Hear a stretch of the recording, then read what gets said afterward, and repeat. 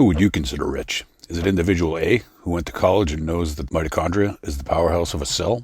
Or is it individual B, who never went to college, who owns a business and knows how to do their own taxes?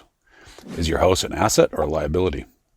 We'll explore the answer to these questions and share actionable steps to achieve financial independence based on Robert Kiyosaki's Rich Dad, Poor Dad book.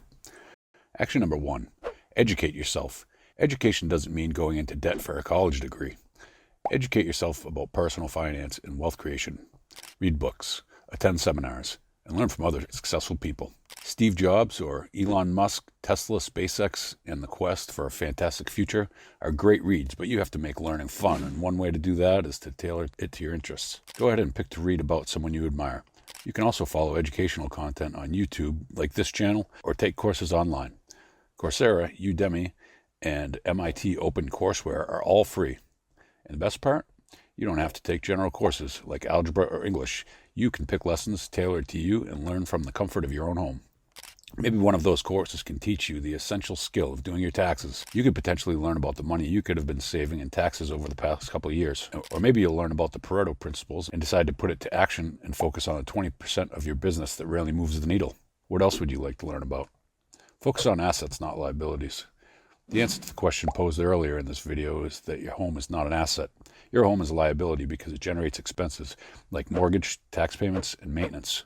For any of you that are cringing right now saying that buying a home is a great investment, Robert Kiyosaki does acknowledge the fact that a home can become an asset if it's rented out and the house starts bringing in cash. But in the standard sense, although it might be a great investment, it is a liability. I own a house myself, so I'm not here to tell you that it's a bad investment, just that you'll need to understand that it's a liability. A house, although often considered an American dream, can lead you to have to go to a job you hate to pay the mortgage and become part of the rat race. Instead of doing that and focusing on liabilities, you should focus on assets that generate you passive income like rental properties, dividend-paying stocks, or businesses. Don't rely on your job for income, as it is not a secure way to get paid. During the pandemic, many people lost their jobs and realized how uncertain their job was.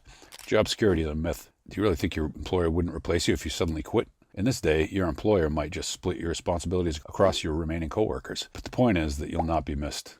The business will go on with or without you. Action number 3, build your network. You are the 5 people you hang out with.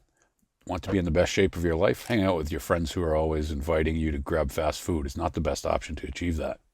Hang out with people who go to the gym and can share fitness tips with you. Take it a step further, hang out with people you want to become like in the future. Want to quit your 9 to 5? Hang out with entrepreneurs. Ask them about their ideas and plans and learn as much as you can. Get into a group of like-minded people who are going through the same thing and understand why you might be up at 2 a.m. working on your business on a Saturday night instead of at a bar getting drinks. If you're listening and thinking about how one of your friends doesn't lead a life you want, but it's okay because you don't get influenced by them, think again about how they might subconsciously influence your mindset.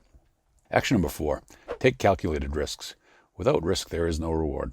You have to take risks for high returns. You might have to quit that job to pursue your business that might not even make money for the first year or 2 or even 5. You would be giving up the comfort of the paycheck and risking your steady income, but the time to freedom of owning business is priceless. Don't be afraid to take a risk and go into debt to create the life of your dreams.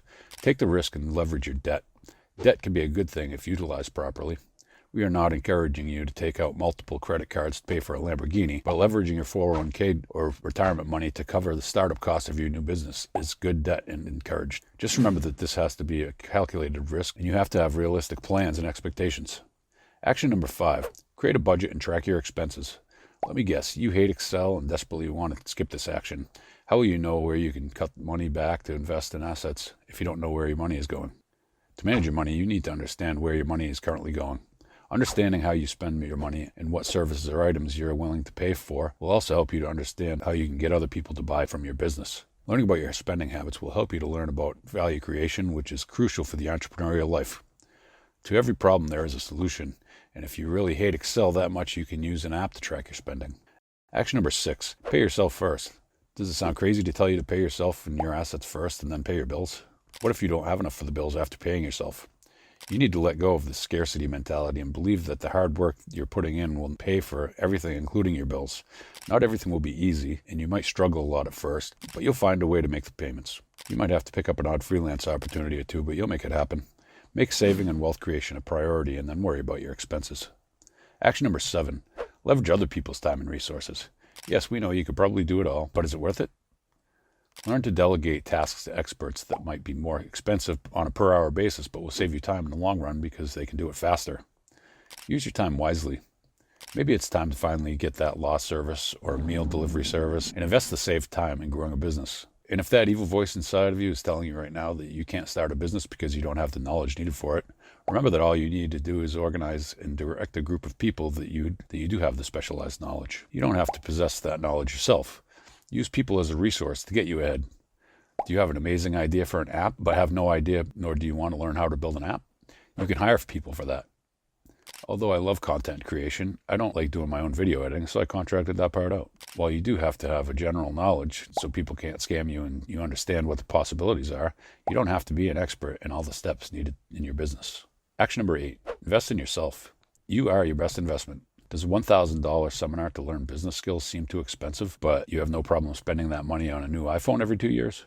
Does reading a finance book seem like a waste of time, but watching Netflix for 4 hours straight seem like a good use of time?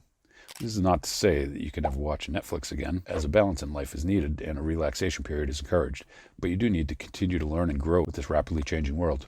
Invest time in watching videos like this one or TED Talks that help you grow as an individual. What new skill will you acquire this month? Remember that while you can lose money or even status, you can't lose what you learned.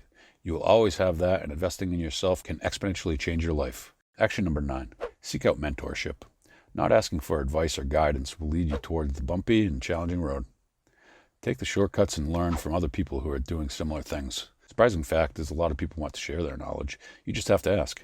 Having a group of individuals who are doing the same thing and feeling like you're in the trenches together can have a huge benefit for your mindset. There is a reason why the quote, "If you want to go fast, go alone. If you want to go far, go together," is true. Yes, you will have to take the time away from your business to meet with your group, but you'll save time in the long run as everyone can teach someone something. You don't have to learn everything from your mistakes. You can learn from other people's mistakes. Disclaimer, this is not guidance from the book, just my personal experience. Be careful when choosing your group. The best experts or coaches are sometimes the worst guides. Experts often have been in the game too long that they forget what other people don't know. They also might be doing a lot of coaching and not acting on their words. It's best to find like-minded people who are learning and doing along with you. Action number 10, give back. Your money, even if it doesn't seem like a lot, can make a huge impact on people's lives in third world countries. For just a couple of $1,000s, you can build a well that provides clean water to a village in third world countries for years. Don't have dollars to support your favorite nonprofit yet? Give back your time. Help your coworkers escape the rat race. Teach others about financial literacy.